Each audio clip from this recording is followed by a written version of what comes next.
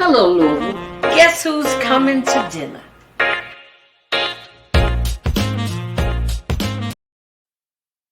Hello, Louisville. Welcome back. It's Monday evening, and it's time for Guess Who's Coming to Dinner. You know, all this month I've been showcasing or highlighting some of the boss ladies that live in our city, doing things, shaking up things, making things happen in Louisville, Kentucky. You know, Louisville, if you don't know, Kentucky is known for a place that has fast women and fine horses, or fine women and fast horses. Now, it's just how you want to look at it. It's up to you. But today, we've got a boss lady that is the brand new owner of today's woman, and that would be Miss Tawana Bain. You go, girl. How are Thank you? Janice. I'm well. How are you? I'm wonderful. I'm excited. I'm excited to have you. I'm happy for you. You know, you just that's a pretty uh, large acquisition that you took on there. That's a lot of work, huh? It is a lot of work. It is a lot of work. And thank you for having me. I'm excited to be on your show. But yeah, it's a tall order for a tall woman. Oh, go ahead. There you go. That's what we do. For those of you, I was able to let me put this over. This is the cover of this is this month's issue, correct? That is March's issue. It is. This is March's issue that I went out to the Oxmoor Mall and got my autograph done. So if you weren't there, that's on you. You have to pay attention. You must pay attention. So tell me about Miss Tawana Bain. I love meeting new people. Tell me how you got to Louisville, Kentucky from Rochester, New York. Go ahead, oh my sister. Well, listen, I'll tell you, people laugh, but it's true. I came actually by way of Miami, Janice, and I wasn't trying to stay. Look, I came and it's home and I wasn't trying to stay.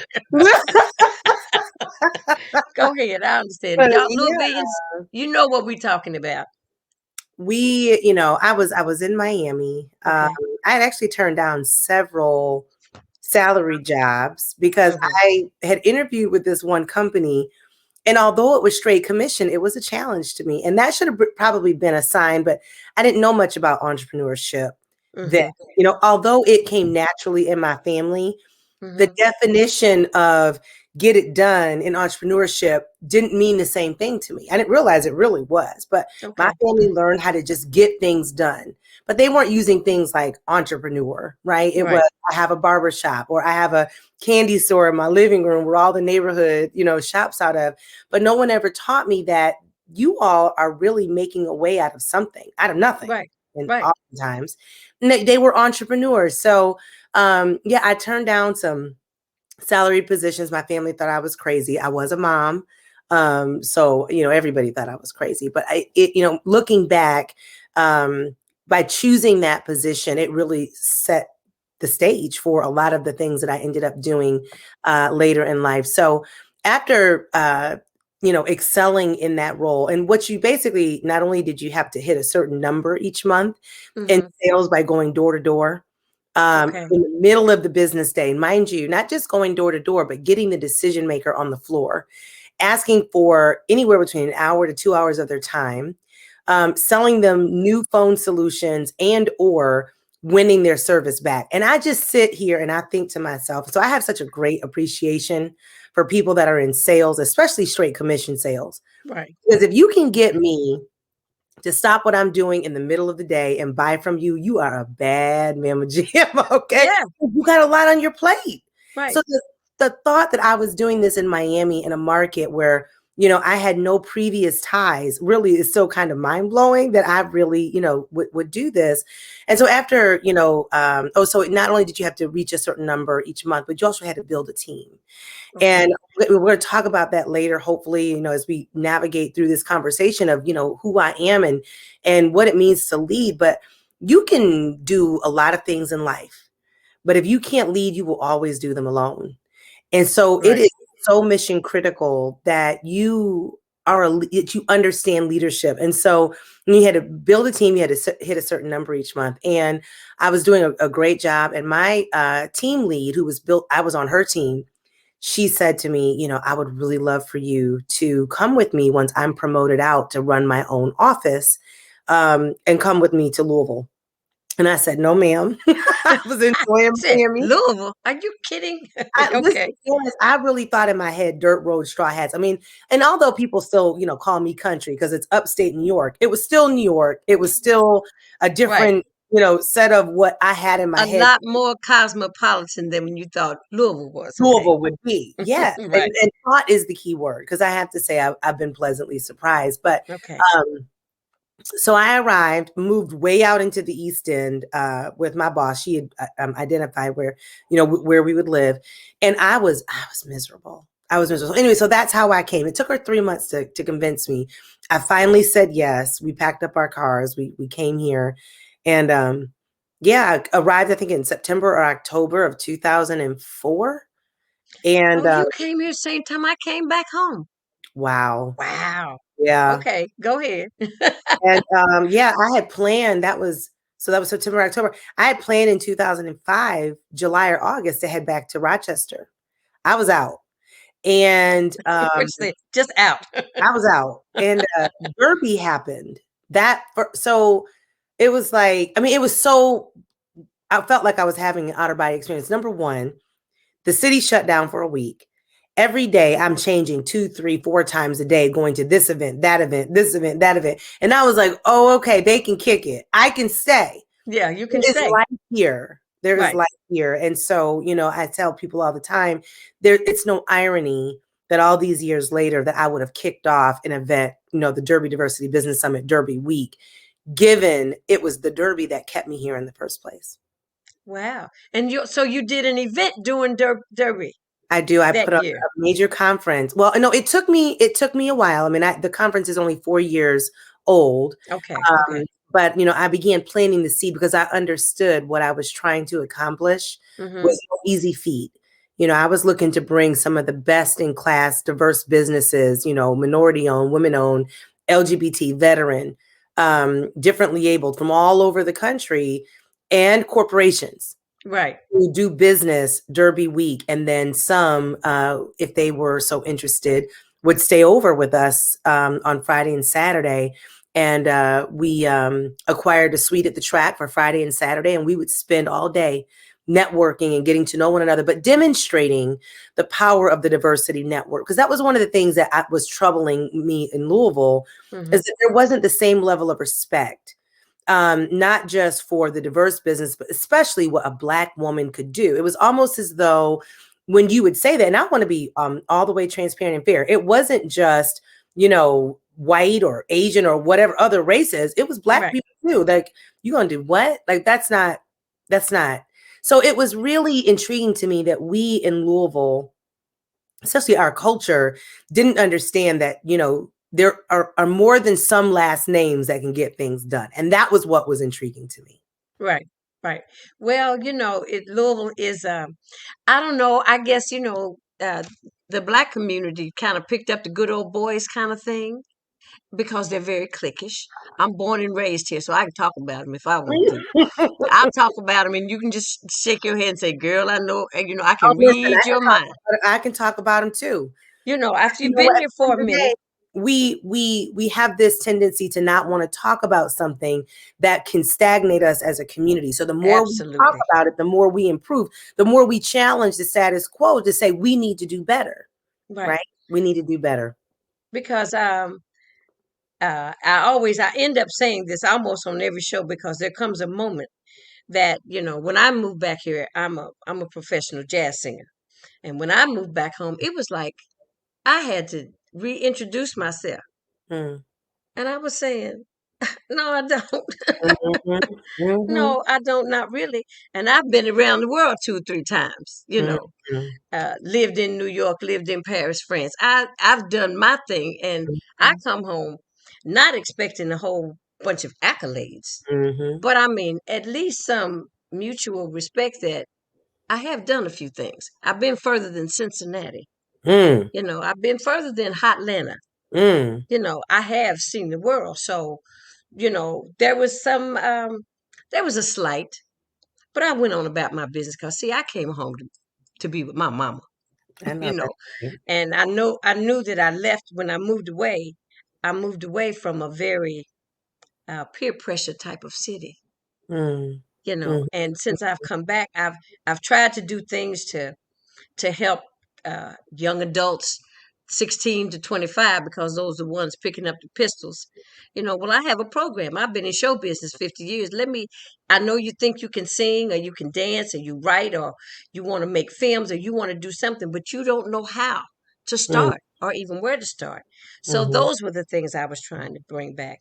But I know it's wonderful to see that you said, let me see if I can move y'all out the way so I can go ahead on and handle my business.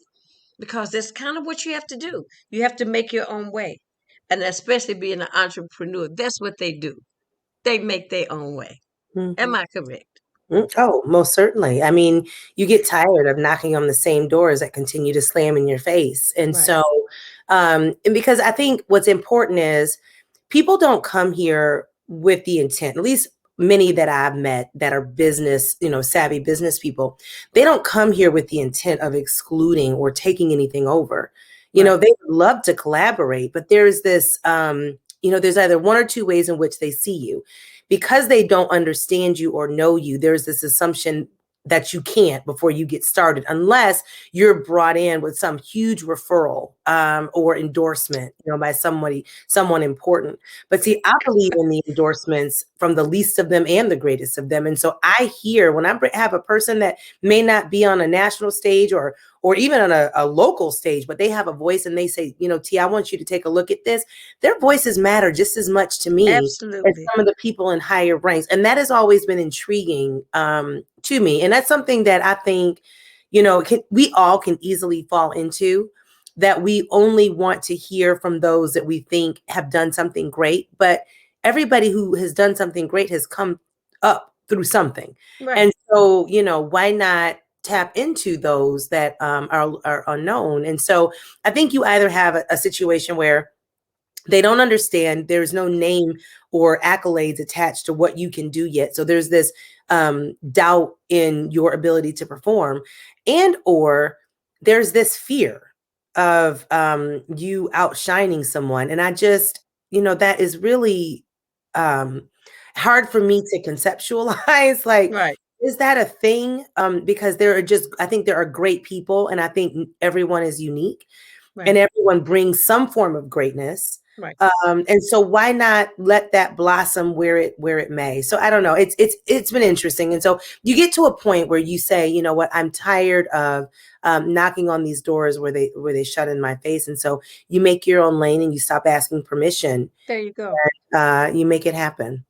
It's what I was saying is about my mantra. I'd have to say in the Jerry Maguire movie, it's not show me the money.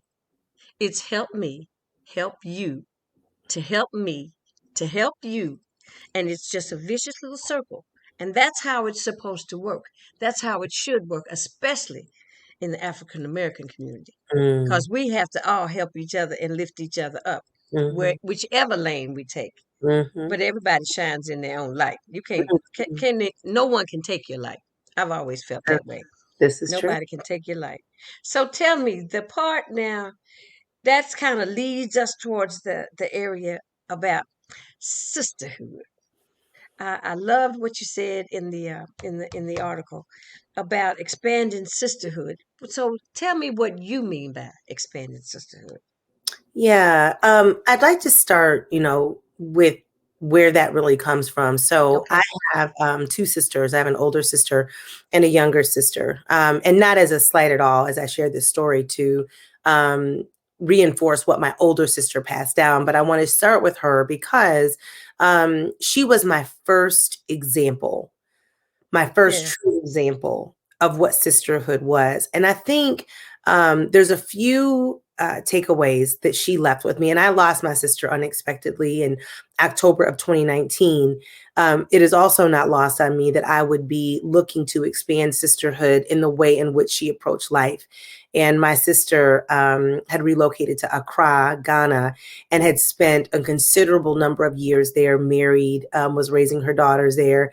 And my sister was an international woman. So when we Okay. did have her funeral in the States, we had people from Japan, we had people from London, we had people from France and Africa, from everywhere, because Right. that's just who she was as a woman.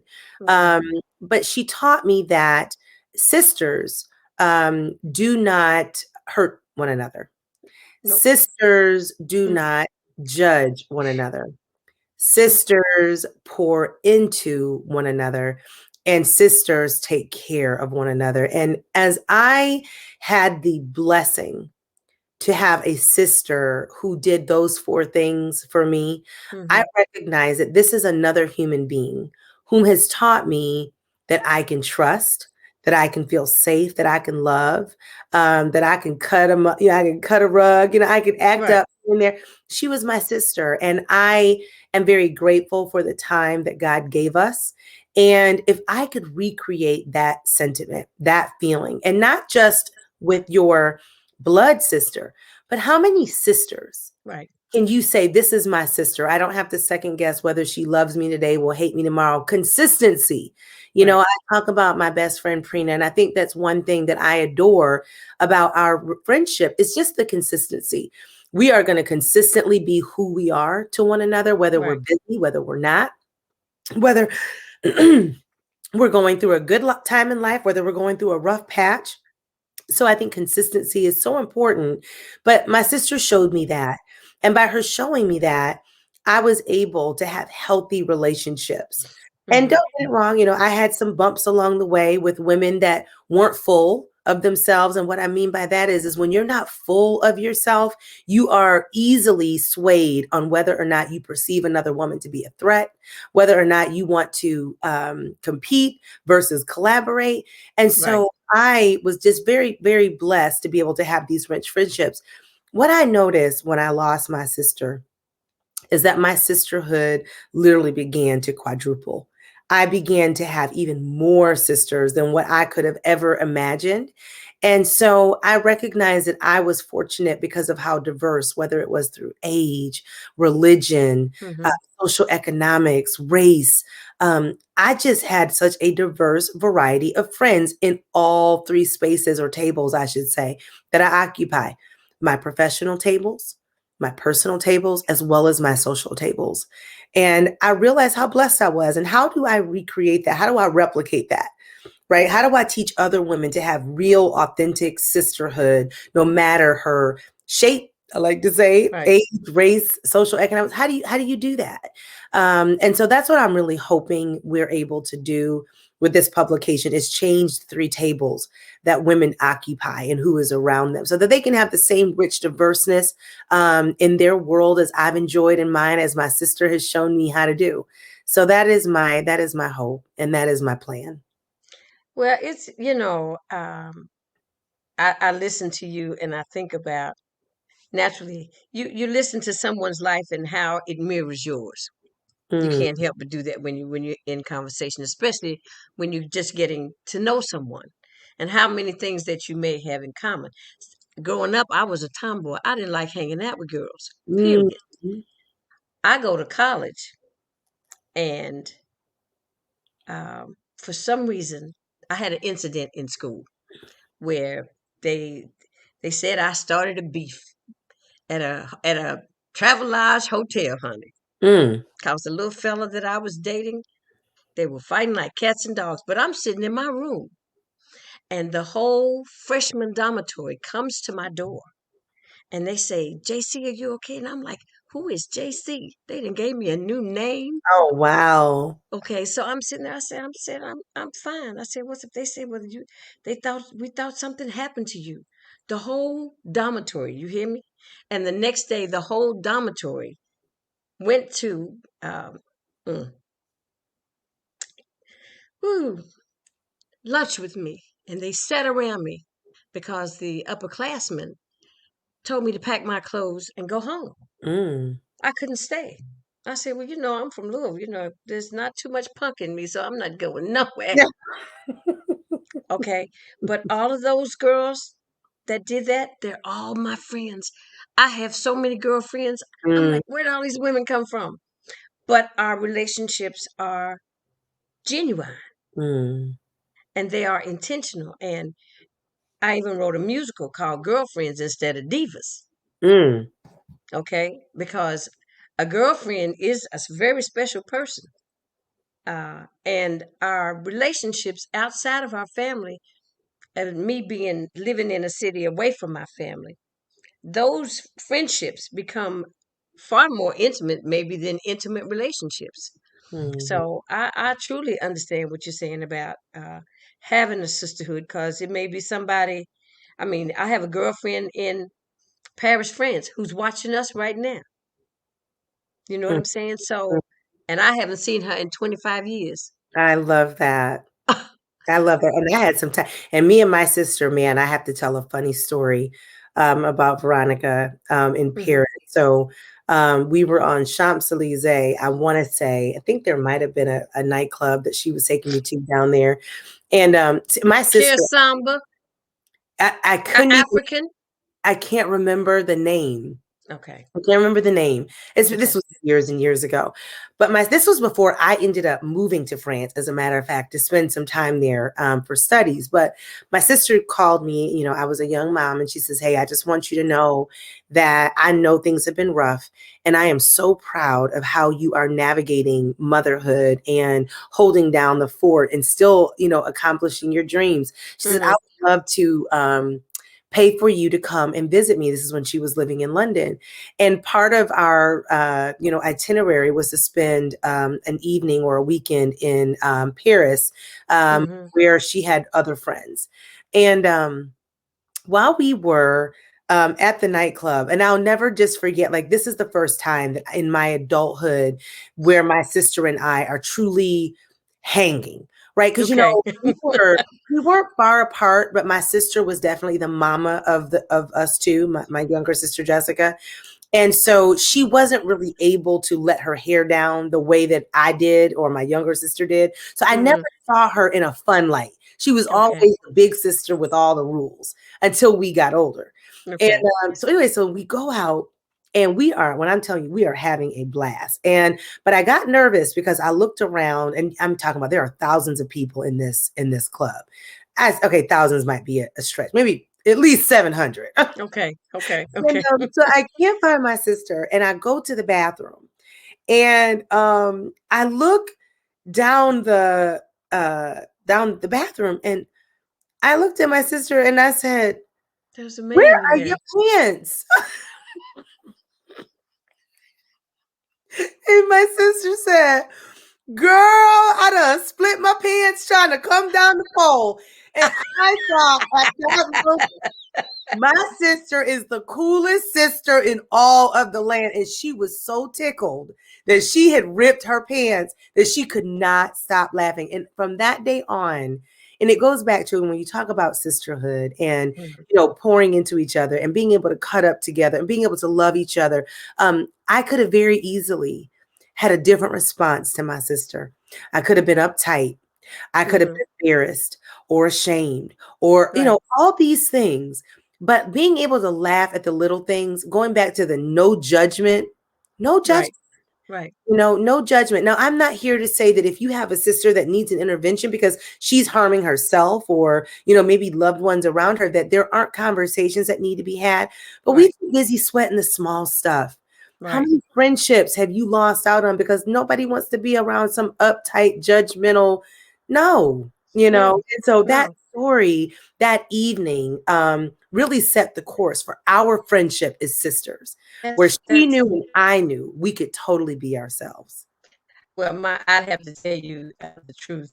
To my best friend was my mother, Mm, and she had a saying: "Don't major in minors." And whenever I see people doing that, I think about that. I say, "Good, so here we getting ready to go over here and major in a minor." I mm, say, "Excuse mm, me, babe, I have something I need to do. My husband be home in a minute. I gotta go fix dinner. They know I don't cook, but I got to go because we've taken a left turn on the wrong street, going the wrong way, mm, and I try to be I'm not just the wisest one, you know. I have had a worldly life per se, living in Las Vegas for 35 years, Mm. just for starters. So, but Good it is times were had, important to I'm sure. have, huh? I said, and some good times were had, I'm sure. Ooh, Lord, yes. But you know, I've had a rich life, and coming home, I ended up being my mother's caregiver. Mm, So, um, there was nothing I would change, not change a thing, because I've lived a good life. You know what I'm saying? And she's passed away. She passed away, and your sorry. sister passed in 19, and my mother passed in 19 in Mm, November. Uh, but I was glad that I was able to do that because actually it was my mother who taught me about how to be a friend. mm, You know what I'm saying? You know, everything is reciprocal. You everything. know, everything is reciprocal. And we may not agree all the time, but that doesn't mean I don't like you. Hmm. You know, some people get that confused just because, you know, you said something that I didn't like. Well, did you tell me? Because don't tell me 10 years later, because, baby, I don't remember. Amen And to if you that. didn't bring it up to me then, it's gone. Hmm. You know, but they are our friendships and our relationships and our sisterhood is very important. And I love it so much that you kind of focused on that because even as segregated as Louisville is now, I come back home. I've got white girlfriends all over the country. And I've met three women here, white women we've been to lunch or we went and had drinks or I have invited to my home, but not like I'm used to. You know what I'm saying? Mm, And that's because I guess, you know, the city is so segregated, you mm. know, but I still hang on to the ones that I have. I love it. Yeah. So tell me about um the black jockey. Ooh, yeah. Girl. So, well, I will tell you, it's really intriguing because Black Jockey's Lounge, we're located on South 4th and we're right in the heart of downtown where, everything has taken its course over the last year. And so we did not expect the response that we've been getting. So it's been fun, but it's definitely been overwhelming because we recognize that people are very excited and are on board with this concept. So it was born out of a conversation on the rooftop with one of our partners. Mm-hmm.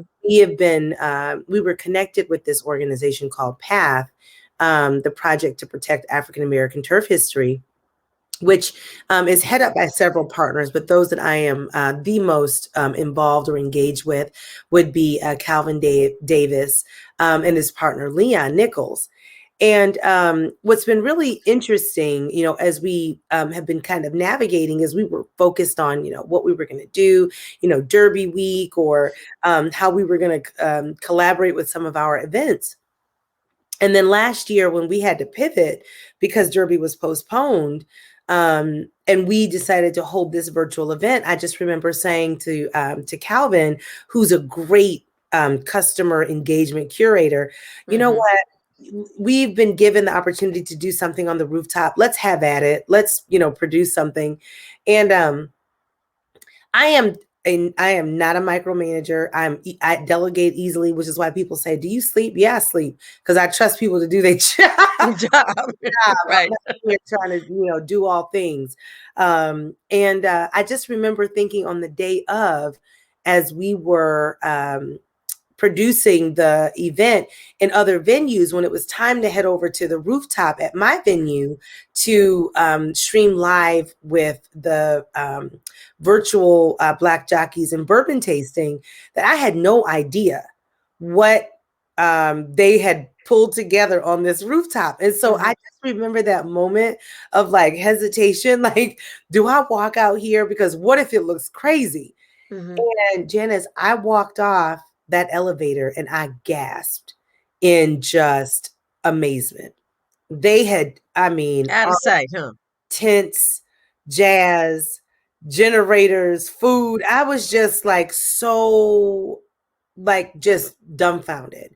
I felt as though I was literally in a picture perfect movie somewhere in New York or LA on a rooftop. I mean, that Right, is just how bad. I mean, they did their thing.